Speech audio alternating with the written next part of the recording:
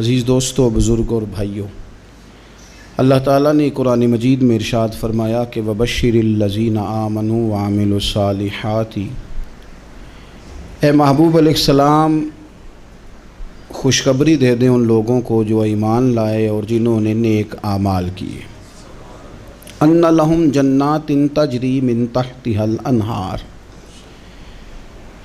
ان کے لیے جنت ہے، اور جنت وہ ہے جس کے نیچے نہریں بہہ رہی ہیں۔ اللہ تبارک و تعالیٰ نے اپنے محبوب کریم صلی اللہ تعالیٰ علیہ وسلم کے غلاموں کو خوشخبری سنوائی، اور سنوائی بھی حضور کے مقدس لبہائے مبارکہ سے۔ آپ انہیں خوشخبری دے دیں کہ ان کے لیے جنت ہے، باغات ہیں، اور باغات وہ ہیں جن کے نیچے نہریں رواں دواں۔ لیکن کن لوگوں کو؟ جو ایمان لائے اور جنہوں نے نیک اعمال کیے۔ کچھ نہ کچھ انسان کو نہ عمل کرنا چاہیے۔ وہ جو عمل ہے نا، کوئی بندہ اپنے عملوں سے جنت میں نہیں جائے گا، جنت میں خدا کے فضل سے جائے گا۔ لیکن یہ جو اعمال ہیں نا، یہ سبب بنیں گے اللہ کی رحمت کا، یہ ذریعہ بنیں گے خدا کے کرم کے متوجہ ہونے کا۔ جب ہم نیک اعمال کریں گے تو اس عمل کی وجہ سے رحمت ہوگی، اور وہ رحمت ہمیں اللہ کے قریب بھی لے جائے گی، اور اس رحمت کی برکت سے رب جنت بھی عطا فرمائے گا۔ ہمارے ہاں یہ ہوتا ہے کہ ہم زیادہ تر چیزوں کو تقریر سننے کی حد تک لیتے ہیں، اچھی نصیحت کا لطف ضرور حاصل کرتے ہیں، اچھے جملے کو اپنے دل میں اس کی فرحت ضرور محسوس کرتے ہیں، لیکن عمل کی طرف نہیں بڑھتے۔ اس کا نقصان یہ ہوتا ہے کہ یہ معاذ اللہ ایک باقاعدہ شعبہ بن جاتا ہے کہ میں نے بڑی خوبصورت تیار کر کے تراش خراش کر کے بات کرنی ہے، بڑی عمدہ کرنی ہے۔ اچھے ادیب تو پیدا ہوتے ہیں، اچھے خطیب، اچھے واعظ، اچھے سننے والے، داد دینے والے تو پیدا ہوتے ہیں، لیکن اگر عمل کا شوق نہ پیدا کیا جائے تو پھر باتیں نشستن گفتن برخاستن تک رہ جاتی ہیں، اس کا لطف نہیں آتا۔ پھر تو تقریریں ہو رہی ہیں، ہوتی ہیں اور ہوتی رہیں گی، نتیجہ کیا نکلا؟ جو آدمی کہتا ہے میں اتنے سالوں سے تقریر سن رہا ہوں، تو سوال یہ ہے کہ بھئی اتنا سننے کے بعد تم سنورے کتنا؟ سننے کا ایک ہی مقصد زندگی میں آپ سمجھ لیں کہ سننے کا مطلب سنورنا ہے، اور اگر آپ نے خیر کی بات سنی اور آپ سنورے ہی نہیں، میں آپ کو دعوت فکر دیتا ہوں۔ نبی پاک صلی اللہ تعالیٰ علیہ وسلم نے ارشاد فرمایا، ایک عورت تھی، طوائف تھی، ساری زندگی اس کی گناہوں میں گزری معاذ اللہ، پھر وہ ایک کنویں کے پاس سے گزر رہی تھی، ایک پیاسا کتا اس نے وہاں پیاس سے تڑپتے سسکتے دیکھا، اور پھر اس نے اپنے جوتے کو لٹکا کر اپنے دوپٹے کی مدد سے یا جیسے اس سے ممکن ہو سکا اس نے پانی نکالا، کتے کو پلایا، اللہ نے اس کی بخشش فرما دی۔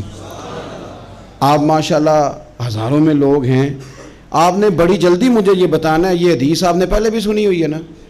میرا خیال ہے کوئی بندہ نہیں رہا جس نے نہ سنی ہو، سنی ہوئی ہے نا ہم نے الحمدللہ۔ اتنے سارے بندے جو یہاں موجود ہیں انہوں نے سنی ہوئی ہے، تو ظاہر ہے امت مسلمہ میں جتنے لوگ ہیں ڈھیر ساروں نے یہ بات سنی ہوگی۔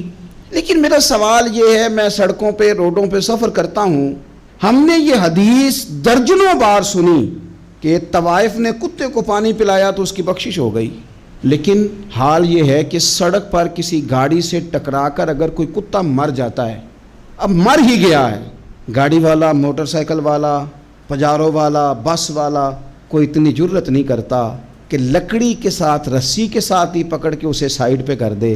وہ سڑک پہ مرا ہوا پڑا رہتا ہے، یہاں تک کہ گاڑیوں کے ٹائروں کے ساتھ اس کا گوشت لگ لگ کے سڑک صاف ہوتی ہے۔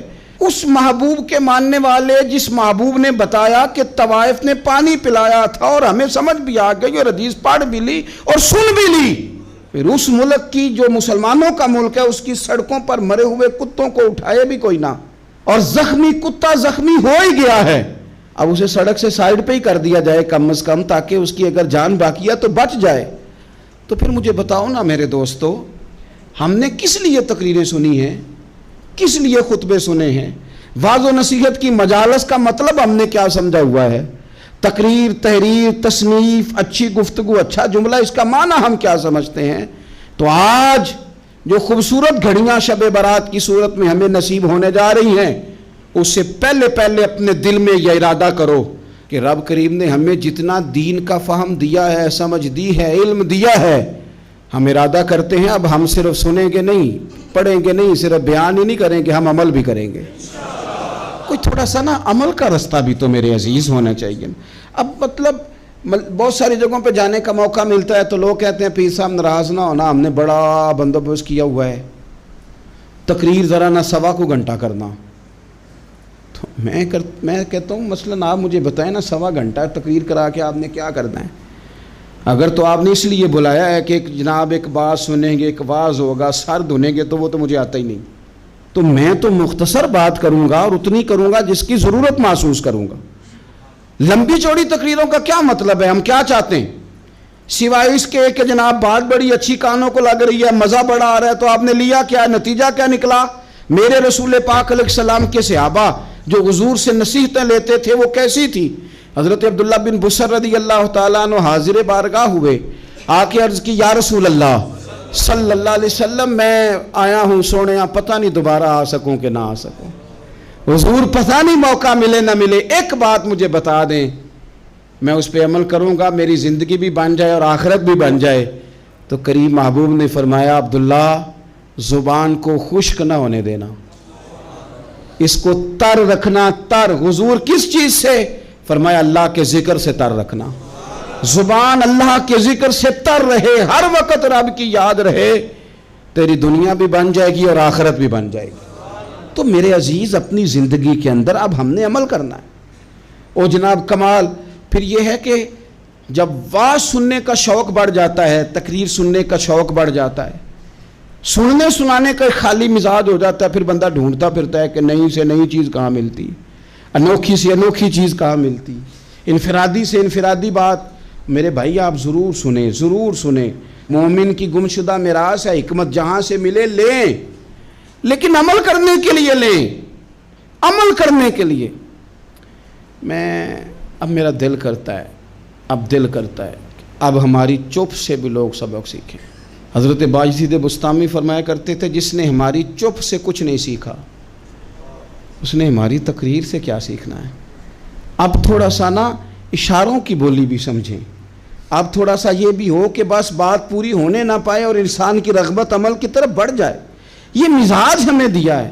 اب تو بھائی آ جائیں آپ، صبح بھی تقریر کر دیں، دوپہر کو بھی تقریر کر دیں، شام کو بھی تقریر کر دیں، تو پھر یہ بھی ہوتا ہے کہ جناب وہ بیان آپ نے جو سنایا تھا نا وہ ذرا دوبارہ سنا دیں۔ تو میں کہتا ہوں پہلے سننے پر عمل ہو گیا تو نہ کریں۔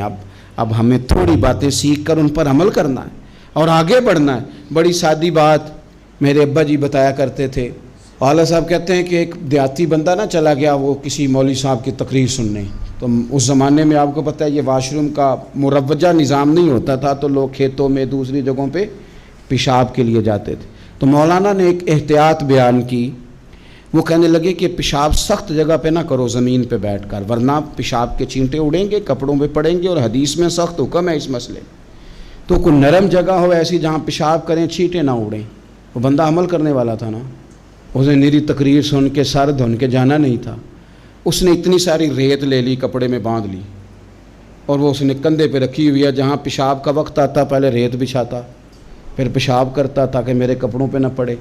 ایک صاحب نے اسے کہا کوئی ہفتے بعد چلو بیان سننے چلیں، تو کہنے لگا میں پہلے پہ عمل کر لوں یہی بڑا ہے، میں نے تو اتنی ساری ریت کندھا تھک گیا ہے میرا، اس دن سے اٹھائی ہے، تو میں نہیں چاہتا کہ نہیں بھی سنوں تو کسی اور جگہ میں۔ یہ تفریح تباہ کے لیے بات کو نہ سمجھیں، اس سادے آدمی نے جو ہمیں سمجھایا مجھے اور آپ کو، اس پر غور کرے کہ کل بھی سنا تھا، پرسوں بھی سنا تھا، پیر صاحب نے ترسوں بھی کہا تھا، شیخ نے پرسوں بھی کہا تھا، پچھلے ہفتے بھی کہا تھا، تو نے اگر شیخ کی بھی نہیں سنی، استاد کی بھی نہیں سنی، پیر کی بھی نہیں سنی، اور اس دور کے پیر جو صحیح کام کرنے والے ہیں، استاد جو صحیح کام کرنے، مجبور ہو گئے ہیں بیچارے، کہتے ہیں کس کی تربیت کریں۔ کس درد سے کہا تھا حضرت سلطان باؤ نے، وہ کہتے ہیں اور رب دا طالب کوئی بھی نہیں ملیا، اتے جو ملے ہے طالب زردہ ہو۔ یہ تو آئے ہیں کاروبار سیدھا کرنے، فوٹو کھچوانے، فلاں کام کے لیے، یہ تو وہ جو ہم دینا چاہتے ہیں اس کا تو مزاج ہی نہیں۔ پہلے بھی میں نے کہا تھا، پھر کہتا ہوں مجھے شوق نہیں ہے، خدا مجھے معاف کر دے اس دن سے پہلے جس دن یہ شوق ہو کہ میں سویرے جاؤں گا تو نوٹ لاؤں گا، تو شام جاؤں گا تو نوٹ لاؤں گا۔ یہ شوق نہیں ہے، طبیعت نہیں ہے، من نہیں چاہتا۔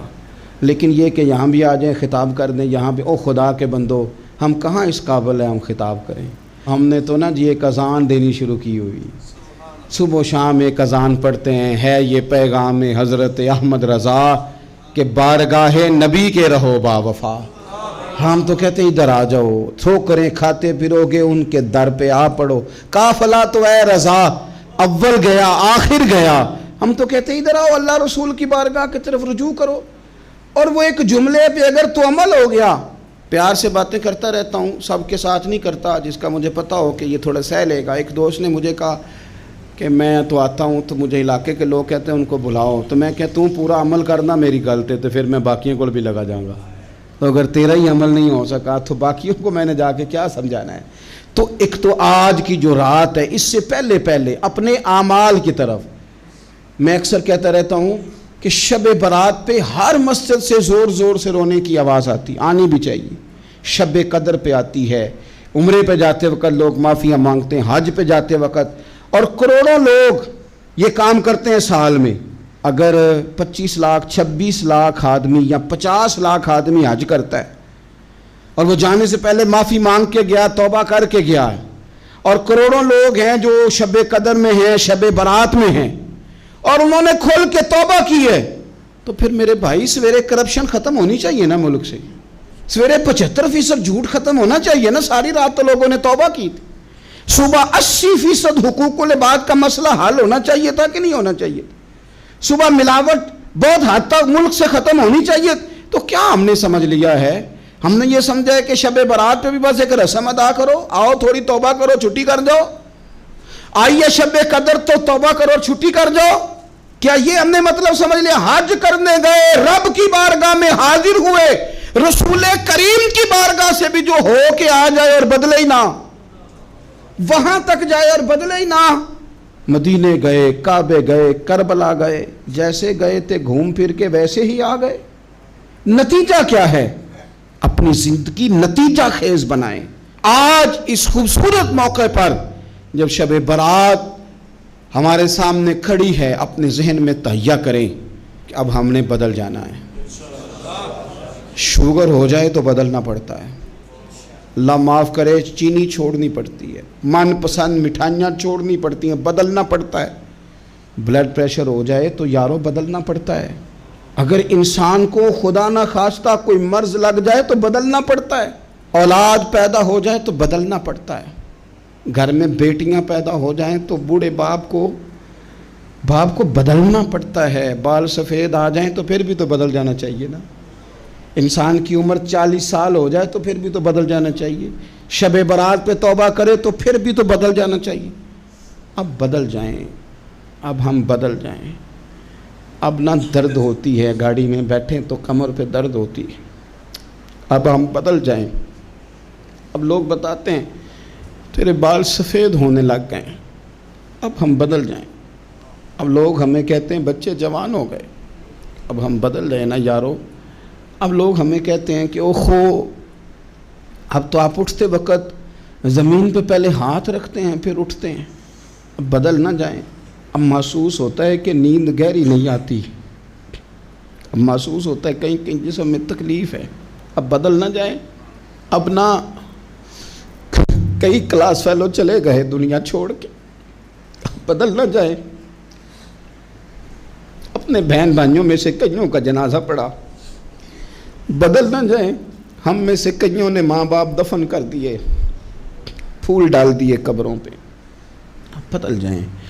اب وقت تھوڑا رہ گیا، اب کچھ تبدیلی کی طرف آئیں، اب توبہ صحیح والی کر لیں، اب استغفار دل سے پڑھ لیں، اب تبدیل ہو جائیں، اب اپنے اندر باہر کچھ تبدیلیاں لائیں، اب اپنے ظاہر اور باطن کو سنواریں۔ اب اللہ رسول کی بارگاہ میں جانا ہے نا، تو کہیں ایسا نہ ہو شرم آئے حضور کے سامنے کھڑے ہوتے، حیا آئے نبی کریم کی بارگاہ میں کھڑے ہوتے۔ اب کچھ تبدیلی لائیں، آج ارادہ کریں کہ آج جو توبہ کریں گے وہ صحیح والی کریں گے، آج جو وہاں استغفار کریں گے اللہ کے حضور حاضر ہو کے تو وہ صحیح والا کریں گے۔ اب کچھ تبدیلی کا مزاج لائیں۔ اور پھر ایک اور بات بھی عرض کروں، ہمارے ذاتی تعلقات سارے دھوکہ ہیں، ہماری جیبوں میں مال سارا دھوکہ ہے، ہمارے بلند و باغ دعوے سارے دھوکہ ہیں، ہمارے بڑے بڑے رتبے سارے دھوکہ ہیں۔ بڑے تعلقات تھے بیٹے کے، پر ماں بیمار تھی تو اسے صحت تو نہیں تعلقات کی وجہ سے مل سکی۔ بڑے تعلقات تھے نا بیٹے کے، لیکن جب بیماری زور پکڑ گئی تو پھر کیا کر سکا کوئی۔ بڑے تعلقات تھے، بڑا پیسہ تھا جیب میں، بڑا کچھ تھا، لیکن جب جناب اسرائیل آئے تو پھر کوئی کچھ بھی نہ کر سکا، پھر اپنے رہ گئے، اور جس کو جانا تھا وہ سب چلے گئے۔ تو یہ جتنی چیزیں ہیں نا، یہ کچھ نہیں ہیں، یہ دھوکہ ہے۔ سچ صرف اللہ رسول کی ذات ہے، حقیقت صرف دین ہے، اصل صرف وہ بارگاہیں ہیں۔ دھوکے میں نہ زندہ رہو، چھوڑ دو یہ بات کرنی کہ بڑے تعلقات ہیں، چھوڑ دو یہ بات کرنی کہ بڑا پیسہ ہے، چھوڑ دو یہ بات کرنی کہ برادری قبیلے علاقے میں بڑا، اور کچھ بھی نہیں ہے۔ کل من علیہ فان، ہوئے نامور بے نشاں کیسے کیسے۔ دیکھو زمین کھا گئی، نوجوان کیسے کیسے۔ میں مولانا نورانی کی قبر پہ کھڑا تھا تو میں کہہ رہا تھا مقدور ہو تو خاک سے پوچھوں کہ اے لئیم تو نے وہ گنج ہائے گرا مایا کیا کیے، اتنے بڑے لوگ تو لے گئی، اتنے بڑے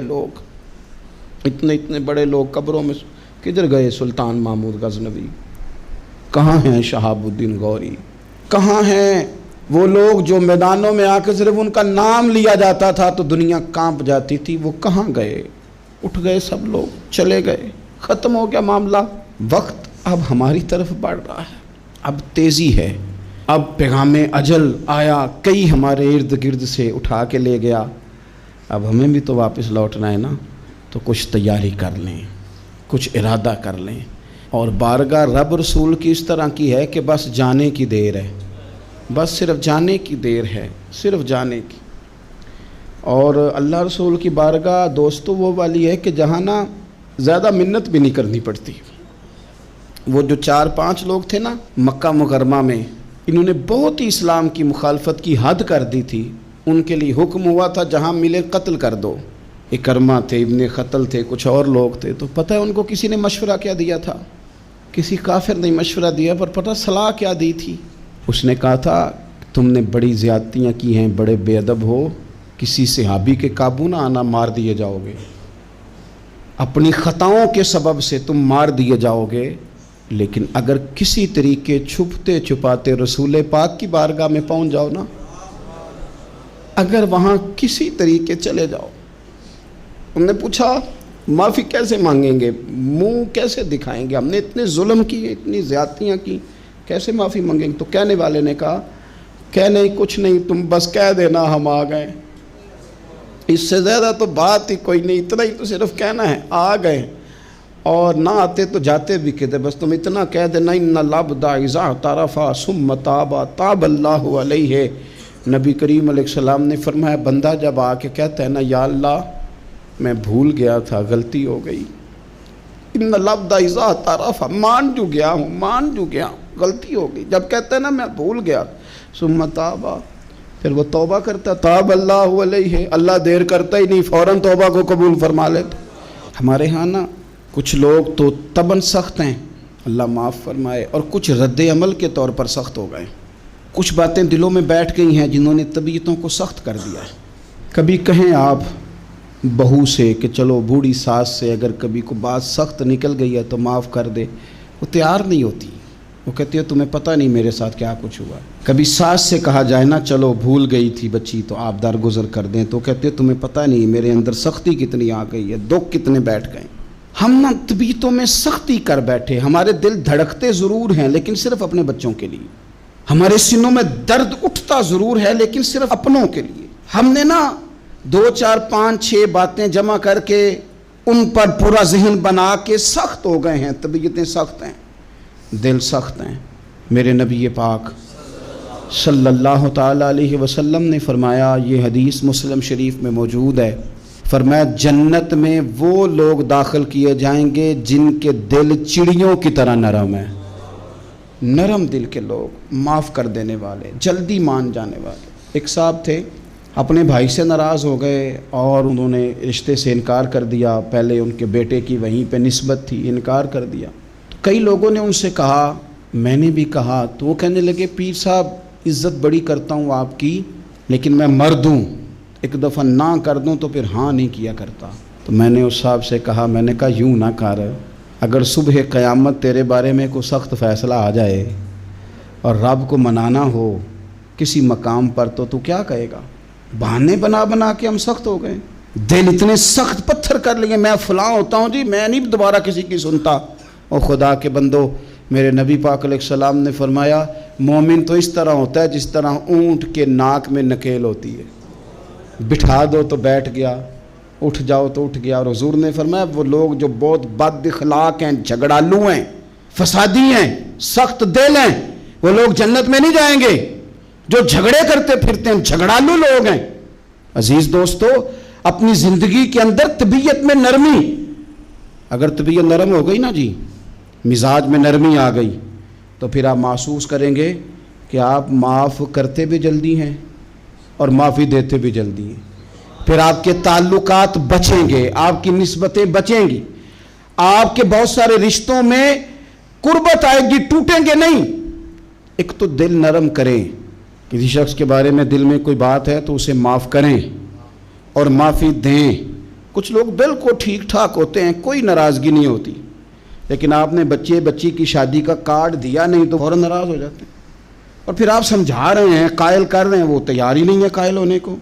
سنو, اور اس حدیث کو یاد رکھنا, نبی پاک صلی اللہ تعالیٰ علیہ وسلم نے فرمایا جس کے پاس اس کا بھائی عذر لایا, بھائی معافی مانگنے آیا اور پھر اس نے معاف نہ کیا, اللہ کے حبیب فرماتے میرے حوض کوثر پہ نہ آئے. تو سخت ہو کے بیٹھ گیا ہے, تو کہتا ہے میرے سے پہلے سنے, میں آپ کو بتاؤں اس نے میرے ساتھ کیا کیا. اور ٹھہر جا, اگر حساب کتاب کے بعد معافی والا اصول رکھ لیا جائے کہ پہلے حساب کتاب ہوگا, غلطیوں کا مداوع ہوگا, پھر معافی ہوگی, تو یہی حساب اگر رب کریم بندوں کے ساتھ کرے تو پھر میں اور آپ کدھر جائیں گے؟ تو اس سادی بات پہ آ جاؤ نا, تو 2 جملوں میں حضور نے سمجھائی ہے. فرمایا تم رب کے بندوں کو معاف کر دو, اللہ تمہیں معاف کر دے گا. تو آج کی شب سے پہلے, آج کے دن سے پہلے, رمضان المبارک کے تشریف لانے سے پہلے اپنی طبیعت کے اندر ایسا ذوق لائیں, ایسی طبیعت لائیں کہ ہم نے معافی دینی بھی ہے اور معافی لینی بھی ہے. بعض اوقات ہم رسم ادا کرتے ہیں شب برات سے پہلے, یہ سوشل میڈیا پہ چل گیا, فلانے کو فلان کہہ دیا, اگر کوئی کبھی ہوئی نا تو معاف. ایسے تو نہیں نا معافیاں ہوتی. ہمیں پتہ ہوتا ہے ہم سے کون ناراض ہے, ہمیں خبر ہوتی ہے ہم نے کس کو تکلیف دی, ہمیں پتہ ہوتا ہے کس نے ہمارے لہجوں سے پریشانی پائی ہے, کون ہے جو ہماری وجہ سے اذیت کا شکار ہے, تو اس سے جا کے معافی مانگے, تو یہ چیزیں معافی کا سبب بن جائیں گی. اور پھر میرے نبی پاک صلی اللہ علیہ وسلم نے 2-4 چیزیں اور بھی بیان کی ہیں, میرا دل کرتا ہے کہ وہ بھی ذرا آپ کو عرض کر دوں. حضور سید عالم علیہ السلام نے نا جنت میں لے جانے والے جب اعمال بیان کیے تو حضور علیہ السلام نے فرمایا کہ ایک تو زکوٰۃ صحیح ادا کرنا, شرک سے بچنا, توحید پہ قائم رہنا, اور زکوٰۃ ٹھیک ادا کرنا, اور اپنے رشتہ داروں سے اچھا سلوک کرنا, جنت میں داخل ہو جاؤ گے. یہ جو ہمارے زیادہ قریبی لوگ ہوتے ہیں نا, ان کا حق بھی شریعت نے زیادہ رکھا ہے, اور یہ بعضوں کا تکلیف بھی زیادہ دیتے ہیں. لیکن میرے عزیز ایک بات سمجھ لیں اچھی طرح سے اور اپنے دل میں بٹھا لیں, میں نے درجنوں بار کہی ہے, پھر کہتا ہوں, اللہ تعالیٰ نے جو خاندان میرے لیے پسند کیا ہے نا, مالک نے مجھے وہاں پیدا کیا ہے. تو جو چچا اللہ نے میرے لیے پسند کیا وہ مجھے بھی پسند ہونا چاہیے, اور جو ماموں اللہ نے میرے لیے پسند کیا ہے وہ مجھے بھی پسند ہونا چاہیے. انسانوں کے اندر کمزوریاں بھی ہوتی ہیں, خوبیاں بھی ہوتی ہیں, لیکن ہمارا یہ مسئلہ بن جاتا ہے کہ ہم نہ صرف کمزوریوں کو ڈسکس کرتے ہیں, خوبیوں کا تذکرہ کرتے ہی نہیں. اپنے مزاج کے اندر اس بات کو آپ نے پیدا کرنا ہے. آج ایک اور ارادہ بھی کریں, ایک اور اپنے ذہن کے اندر بات بھی زیادہ شوق کے ساتھ پیدا کریں. آپ یہ کوشش کریں کہ اپنی صلاحیتوں کو دیکھیں کہ آپ میں کیا خوبی ہے, بولنے کی ہے, لکھنے کی ہے, مال خرچ کرنے کی ہے, کسی کو پیغام دینے کی ہے. مسجد نبوی شریف میں ایک بی بی صرف جھاڑو خالی دیتی تھی، بیمار ہو گئی تو سرکار تیمارداری کرنے گئے اور صحابہ نے حضور کو اطلاع دیے بغیر تدفین کر دی، جنازہ پڑھا دیا، تو حضور نے قبر پہ کھڑے ہو کے دوبارہ جنازہ پڑھایا۔ اپنے وجود کو بیکار نہیں رکھنا، اس سے کوئی کام لیں۔ اللہ فرماتے ہیں افحسبتم انما خلقناکم عبثا وانکم الینا لا ترجعون، فرمایا تم کیا سمجھتے ہو ہم نے تمہیں بیکار پیدا کیا ہے، اور کیا سمجھتے ہو تم نے لوٹ کر ہمارے پاس آنا نہیں؟ ایک ذرہ بھی تو بیکار نہیں ہو سکتا، لہذا میں کسی شخص سے بیزار نہیں ہو سکتا۔ اپنی اس صلاحیت کو ضائع نہ کریں۔ ہم نہ بہت سارا وقت ضائع کر رہے ہیں، ادھر ادھر موبائل کھول لیا، دیر تک فلانی چیز دیکھی، پھر فلانی دیکھی، پھر فلانی بحث کی۔ تو اپنے آپ سے نہ کچھ کام لیں، کچھ خدمات کریں۔ ہم زیادہ وقت لوگوں کا انٹرویو کرنے میں ضائع کرتے ہیں، دوسروں کی تفصیلات حاصل کرنے میں وقت ضائع کرتے ہیں، لوگوں کا دھیان رکھنے میں وقت ضائع کرتے ہیں۔ آج کے بعد اپنا دھیان رکھنا ہے، اپنی صحت کا دھیان رکھنا ہے، اپنے معاملات کا اپنے اوپر تھوڑی توجہ دینی ہے، کوشش کرنی ہے کہ کس حد تک ہم اپنی صلاحیت سے فائدہ لے کے کسی کا کچھ نفع کر سکتے ہیں تو وہ نفع کریں، اپنے وجود کو نفع بخش بنائیں۔ حدیث پاک سنیں گے تو آپ محسوس کریں گے کہ اللہ کتنے اجر دینے والا ہے۔ نبی پاک علیہ السلام نے فرمایا جس نے دین کے رستے میں اتنی دیر بھی قتال کیا، لڑا، اتنی دیر جتنی دیر اونٹنی کا دودھ دھونے میں لگتی ہے، اتنا تھوڑا وقت بھی دین کے لیے اگر کوئی نکلا، جد و جہد کی، قتال کیا، لڑا، فرمایا اس بندے کو بھی اللہ جنت عطا فرما دے گا۔ اتنا تو کام کرے نا، اتنا تو کام کرے۔ اور حضور علیہ السلام نے رغبت دلائی، یعنی جتنا بھی عمل، حضور فرمانے لگے کسی عمل کو چھوٹا نہ سمجھنا، کچھ نہ ہو سکے تو اپنے بھائی سے مسکرا کے میلی لینا، اللہ اس پر بھی صدقے کا ثواب عطا کر دے گا۔ اور نبی پاک علیہ السلام نے فرمایا دوزخ سے بچ جاؤ صدقہ دے کے۔ خیال آتا تھا یا رسول اللہ کتنا کو دیں؟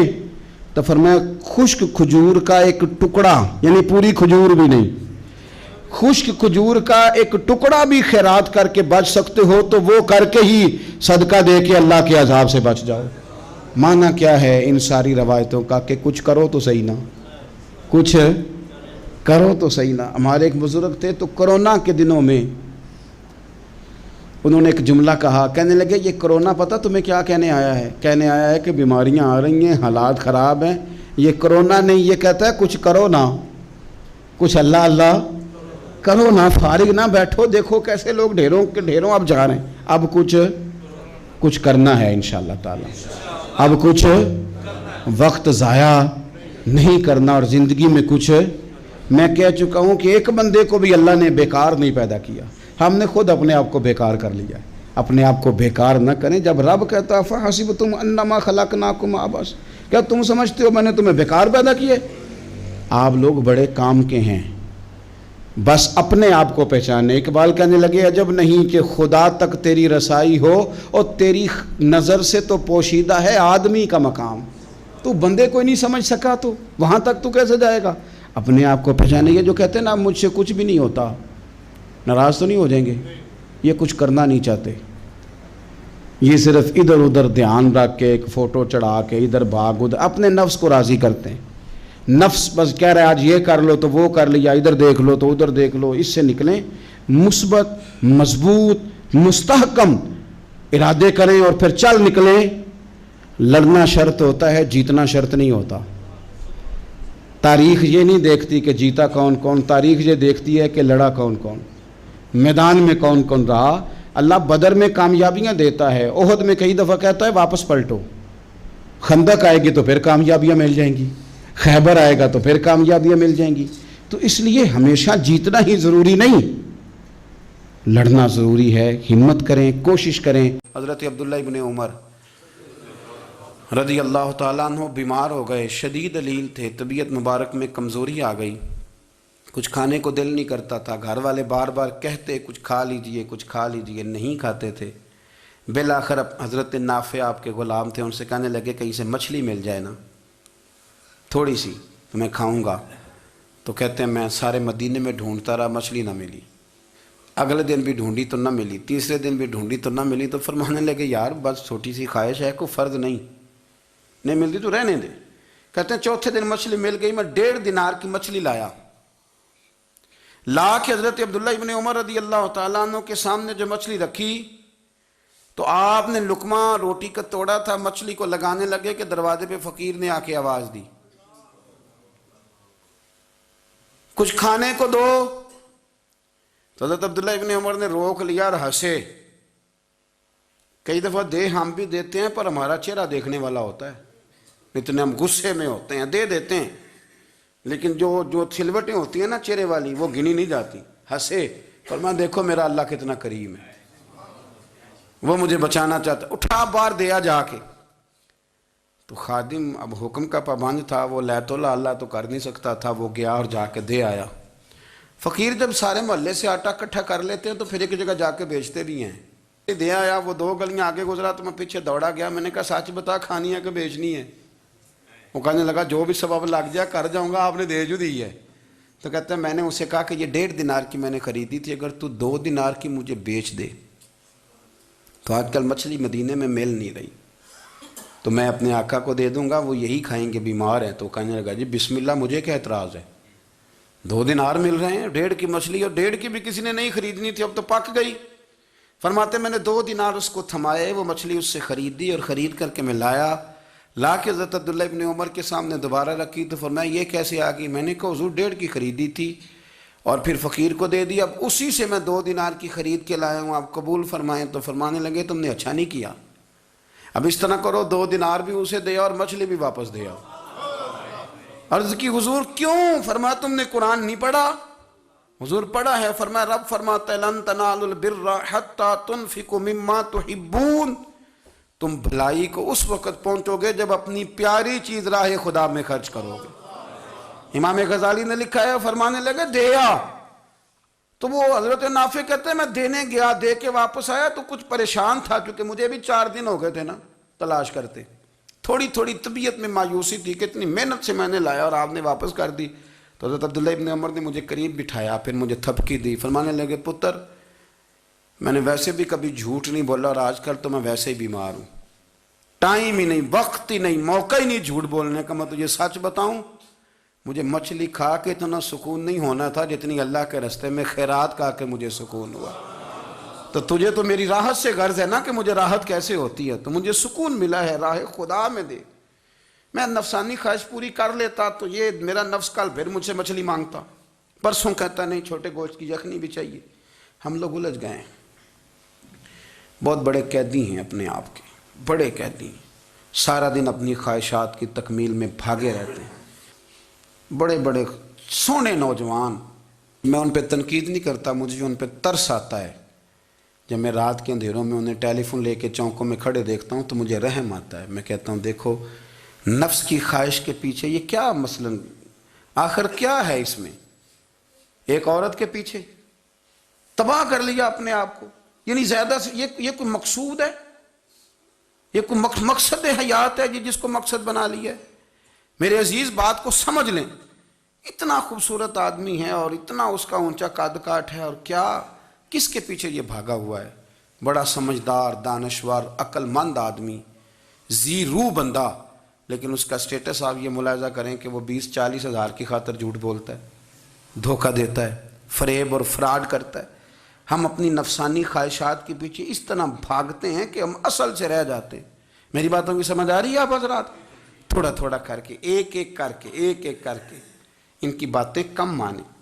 وہ ضروری تو نہیں نا کہ سویرے ناشتہ بازار سے اپنی مرضی کا تگڑا کیا ہے, بازار سے لا کے پوڑیاں چنے بہترین کھائے, اور پوڑیاں چنے ابھی کھائے نہیں, شاپر میں ڈالے ہوئے ہیں, اور وہ لے کے ابھی آ رہا ہے, تو ساتھ ہی رستے سے گوشت بھی چھوٹا اچھا لگا تو 2 کلو وہ بھی لے آئے کہ پوڑیاں چنے کھاؤں گا اور دوپہر کے لیے گوشت پکاؤں گا. وہ پہلے یہ تو کھا لے صاحب, اس سے تو نجات پا لے. یہ پتہ نہیں ہضم ہوتا ہے کہ کچھ اور کرتا ہے تیرے ساتھ, لیکن وہ گوشت بھی ساتھ لے آیا. یعنی ٹیبل پہ, ناشتے کے ٹیبل پر بیٹھ کے فیصلہ ہو رہا ہوتا ہے کہ ہم نے کیا کھانا ہے, ہم نے کدھر جانا ہے. سنگیو یاد رکھو, باتوں کو سمجھو اور غور کرو. یہ تھوڑا تھوڑا کر کے جب ہم چھٹکارا حاصل کرنے کی کوشش کریں گے نا، چھٹکارا حاصل کرنے کی، کہیں جگہ سے کسی جگہ سے اگر آپ کو تنبیہ ہوتی ہے نا، تنبیہ، اس میں بھی بڑا مزہ آتا ہے، اس میں بڑا، ہمارے ایک بزرگ تھے، تو ایک دن نا میں گیا تو کہنے لگے الحمدللہ آج میں بڑے سکون میں ہوں. میں نے کہا جی وہ کیا ہوا؟ کہنے لگے میں اپنے آپ کو بڑا پیر صاحب سمجھنے لگ گیا تھا. تو ایک وابڈا کے کسی آدمی سے کام تھا، تو میرے ایک دوست نے مجھے کہا کہ پیر صاحب اس کو ٹیلی فون کر دیں، سنا ہے آپ کا عقیدت مند ہے. میں نے اس بندے کو ٹیلی فون کیا تو کہتا ہے پیر صاحب میں عزت آپ کی بڑی کرتا ہوں پر یہ کام نہیں ہو سکتا. کہتے ہیں جب اس نے مجھے کہا نا تو کچھ بھی نہیں، تو مجھے بڑا مزہ آیا ہے، ورنہ میرا تو نفس پھول گیا تھا. میں تو سمجھتا تھا کہ جو میں کہتا ہوں ویسے ہی ہو جاتا ہے. کہتے اس نے تھوڑا سا نا مجھے لیول میں کیا ہے، مجھے مزہ آیا. یہ لوگ نا اپنے اوپر بوجھ ڈالتے تھے، یہ تھوڑا تھوڑا پیچھے ہٹتے تھے، یہ سمجھتے تھے کہ اس طرح تو ہماری تکمیل رہ جائے گی.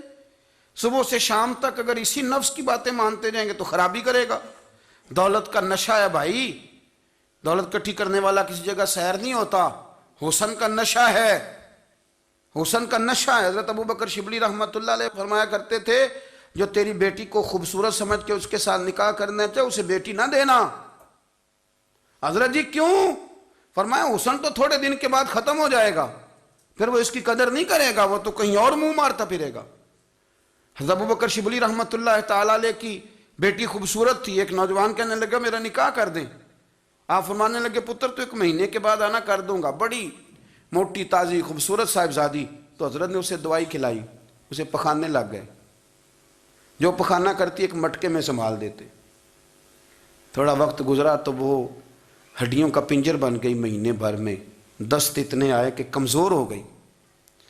تو ابو بکر شبلی 1 مہینے کے بعد نوجوان کو بلایا، فرمایا ادھر آ تیرا نکاح کروں. بچی دکھائی تو وہ کمزور بستر پہ پڑی. فرمایا شادی کر. کہنے لگا اس سے نہیں میں نے کرنی. فرمایا یہ وہی ہے؟ کہنے لگا جی نہیں. فرمایا تو کہتا تھا مجھے عشق ہے، کدھر گیا تیرا عشق؟ کہنے لگا حضرت صاحب آپ کیسی بات کر رہے ہیں؟ فرمایا ادھر آ. پھر وہ مٹکا جس میں گند رکھا تھا وہاں لے گئے. فرمانے لگے تیرا اس کے ساتھ عشق تھا، یہ ہے تیرا عشق. فرمایا اسے تو میں 4 دن روٹی کھلاؤں گا پھر تندرست ہو جائے گی، لیکن میں دیکھنا چاہتا تھا کہ تو میری بیٹی سے پیار کرتا ہے یا اس کے چہرے پہ آنے والی کچھ وقت کے لیے سرخی سے پیار کرتا ہے، اس لالی سے پیار کرتا ہے جو جوانی کے وقت بچوں اور بچیوں پہ آتی ہے. کس چیز کے دل دادا؟ یعنی کیا مطلب؟ نفس کی غلامی، سراسر غلامی. اور پلٹ پلٹ کے اور بڑے بڑے سیانے بندے چھوٹی سی خواہش کے لیے. بڑا سمجھدار آدمی، بڑا سیانا بندہ. میں ایک بڑے بزرگ عالم تھے، میں ایک دفعہ ملنے گیا تو پائے پکا رہے تھے، خود پائے پکا رہے تھے. تو وہ بڑے پیار کی بات ہوتی ہے نا جی. تو تامت باندھی ہوئی اور بڑی جناب خستہ حالی اور وہ پائے پکا رہے ہیں. تو میں نے ان سے کہا، میں نے کہا حضرت جی پائے تو کسی اور نے بھی پکا لینے تھے، آپ بخاری لے کے بیٹھتے، چلو میری طرح کا کوئی بندہ آپ سے استفادہ بھی کر لیتا. اب پائے آپ لائیں گے، پھر پکائیں گے، پھر آپ کھائیں گے، تو یہ تو 24 گھنٹے آپ کسی کام میں گزر جائیں گے. تو یہ ایک چھوٹی سی خواہش کے لیے. میں کسی چیز کو حرام نہیں کہہ رہا، قرآن پاک کی جو آیت پڑھی ہے صرف اس کی تفسیر آپ کے سامنے عرض کر رہا ہوں. ہماری خواہشات ماں پالتی ہے، آپ کو نہیں پتا کتنے دکھ سہتی ہے. میں ان ماؤں کو جانتا ہوں جو بیٹے کے حصوں کی مار بھی اس کے ابے سے کھاتی ہیں، مار کھاتی ہیں. وہ ایک خاتون ایک کان سے سنتا نہیں، میرے پاس ایک دفعہ آئی، کہنے لگی 60 لگ گئی سی، کوئی دعا کر دیں یا کوئی وظیفہ پر، ڈاکٹر کہتے ہیں ٹھیک نہیں ہو سکتے. میں نے کہا باجی صحیح بتاؤ مسئلہ کیا ہے؟ کہنے نہیں کچھ بھی نہیں. مسئلہ کیا ہونا ہے؟ پتر غلط نکل آیا ہے، اس کا باپ روز مارتا ہے، آج میں آگے گئی ہوں تو اس نے ایک تھپڑ میرے کان پہ مار دیے. تو پردہ پھٹ گیا. مائیں مار کھاتی ہیں لیکن وہ پتر جس کو بڑی محنت سے پالا ہے وہ جوان ہوتا ہے تو اماں سے کہتا ہے تجھے چھوڑ دینا ہے، پر جس لڑکی سے میرا ٹیلی فون پہ رابطہ ہے اسے نہیں میں نے چھوڑنا، وہ نہیں چھوڑ سکتی. ہر شے کچل جاتا ہے وہ. اماں کبھی لیٹ کے رات کو سوچتی ہے کہ یہ تو میری کل کمائی تھی، میں تو آج بھی اس کے حصے کے تھپڑ اپنی گالوں پہ برداشت کر رہی ہوں، تو یہ کدھر گیا؟ اردشیر نام کا بادشاہ تھا. حضرت محدث ابن الجوزی آج سے کچھ 700 سال پہلے لکھتے ہیں. اردشیر بادشاہ بڑا خوبصورت تھا، جوان تھا، بڑا عقل مند تھا. اس نے اس طرح کی قریب قریب کی ساری ریاستوں پہ قبضہ کر لیا. بڑا عقل مند زیرک تھا، قبضہ ہو گیا. ایک بادشاہ بڑا سخت تھا، اس کے ساتھ جب پنجہ آزمائی ہوئی تو اردشیر کہتا ہے اس پہ میرا قبضہ نہیں ہو رہا تھا، اور جب ہم نے ساری ریاستوں نے مل کے اس پر حملہ کیا تو ایک قلعے کے اندر قلعہ بند ہو گیا۔ اردشیر بڑا خوبصورت آدمی تھا، بڑا سمجھدار تھا، تو وہ بادشاہ قلعہ بند ہو گیا، اس نے کہا نکلنا ہی نہیں۔ اب وہ اندر بند ہے، یک بارگی حملہ کیا تو وہ بڑا بڑا قلعہ تھا اس میں بند ہو گیا۔ اس بادشاہ کی نا جس پر حملہ کیا، اس کی بیٹی اچانک ایک دن قلعے کی دیوار پہ چڑھی تو اردشیر کے حسن و جمال کو دیکھا تو عاشق ہو گئی، اور اپنے ہی باپ کے خلاف اسے کہنے لگی کہ اگر تو میرے ساتھ شادی کا وعدہ کرے نا تو میں تجھے رستہ بتاتی ہوں حملہ کرنے کا۔ اس نے کہا میرا وعدہ رہا، تو رستہ بتا۔ اس نے رستہ بتایا اس لڑکی نے، اور بادشاہ نے حملہ کیا تو اس کا باپ قتل کیا، اس علاقے پہ قبضہ کیا شادی کے وعدے پر۔ ہاں ہاں، نفسانی خواہش بندے کو اندھا کر دیتی، نہیں سمجھ آتی اس کو میں کدھر جانا ہے، اندھا کر دیتی۔ حملہ کیا،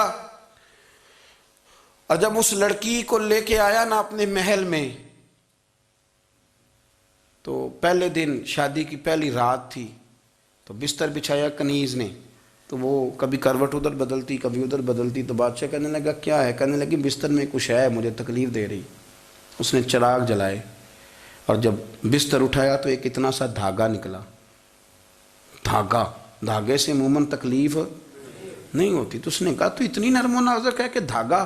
کہنے لگی میرا باپ نا میرے ساتھ اتنا پیار کرتا تھا کہ روز میرا بستر بھی خود بچھاتا تھا، اور اس نے آلہ رکھا ہوا تھا، وہ ناپتا تھا کہ کوئی پایا اونچا نیچا تو نہیں، میری بیٹی کا بیلنس سوتے وقت خراب نہ ہو جائے، اور میرے لیے گوشت اور کپڑے بھی خود پسند کر کے لاتا تھا، کھانے پینے کا خود خیال کرتا تھا۔ اردشیر کہنے لگا اچھا وہ اتنا پیار کرتا تھا، اور پھر تو نے اس کے ساتھ کیا کیا؟ کہنے لگا بلاؤ کنیزوں کو۔ کنیزوں کو بلایا، فرمایا اس کو اٹھاؤ اور جلاد کے پاس لے جاؤ، اسے کہو کہ اس کے بال ایک گھوڑے کے ساتھ باندھے، پیر دوسرے گھوڑے کے ساتھ باندھے، اور ایک گھوڑا ادھر بھگا دے کدھر بھگا دے۔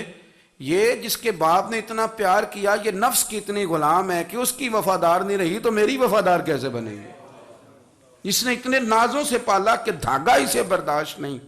او یارو، یاد رکھو، اگر نفس کی غلامی کرو اور بڑے بڑے وفاداروں کو چھوڑ کے غلامی کرو تو پھر کہو وفادار مل جائیں، کوئی بول ہوا لڑا نہ بول بیٹھی ہوں دے خسم ناراض بڑ بولیاں دے، کہاں سر کھائے تے بل بل ٹھنڈ پائے، بڑے فرق نہیں سجنا بولیاں دے، جڑیاں خسماں دی وچ رضا وسن، پاگ جاگ جاندے انہاں گولیاں دے، آپ ادلیاں نو سردار پین تکے تے شرما والیاں نو چوٹے ڈولیاں دے۔ اپنے نفس کے پیچھے چلو گے تو یہ تباہی ہے۔ جب ہم نے کسی سے وفا نہیں کی تو یہ کیا امید ہوئی کہ دنیا ہم سے وفا کرے گی؟ اللہ رسول کی مرضی کے مطابق اصول پسند زندگی بنائیں، ایک ایک کر کے اپنی خواہشات سے پیچھے ہٹیں، تھوڑے پہ گزارا کرنا سیکھیں، اپنے نفس کو سمجھائیں۔ ضروری نہیں کہ روٹی ہر وقت مزے کے لیے کھائی جائے، کبھی کمر سیدھی کرنے کے لیے خشک روٹی بھی کھا کے دیکھو، کبھی سادہ کھانا اس پہ بھی اکتفا کرو، کبھی تھوڑا کھر کے اچھے طریقے سے سادے کمرے میں بھی اللہ کو یاد کر کے دیکھو۔ نفس کے پیچھے نہ بھاگیے گا، تباہی کرے گا۔ رب کریم سمجھنے کی توفیق رفیق عطا